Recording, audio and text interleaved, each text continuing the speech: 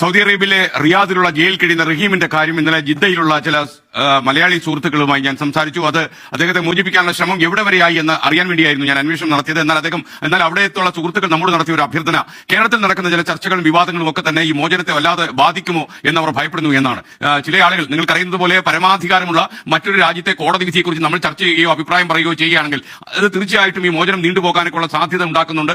അതുകൊണ്ട് അവർ പറയുന്നത്, ദയവ് ചെയ്ത് നിങ്ങൾ ഈ കാര്യത്തെക്കുറിച്ച് അഭിപ്രായം പറയരുത്. അദ്ദേഹത്തിന്റെ മോചനമാണ് പരമായ ലക്ഷ്യം. അദ്ദേഹത്തിന്റെ വധശിക്ഷ റദ്ദ് ചെയ്യപ്പെട്ടിട്ടില്ല. ഇപ്പോഴും അദ്ദേഹം ജയിലിലാണ്. 34 കോടി രൂപ നമ്മൾ കൊടുത്തെങ്കിലും അദ്ദേഹത്തിന്റെ മോചനം സാധ്യമാക്കാൻ ഒരുപാട് വഴികൾ, നിയമവഴികളുണ്ട്. ആ വഴികളൊക്കെ വളരെ സുതാര്യമാണ്. എന്നാൽ ആ വഴികളൊക്കെ വളരെ തന്ത്രപൂർവ്വം കടന്നുപോയില്ലെങ്കിൽ ഈ റഹീമിന്റെ മോചനം വൈകിയെന്ന് വരും. ചിലപ്പോൾ അദ്ദേഹത്തിന്റെ ജീവൻ എടുക്കുന്ന കാര്യമാണ് നമ്മൾ ഉണ്ടാക്കുന്ന ഈ വിവാദം.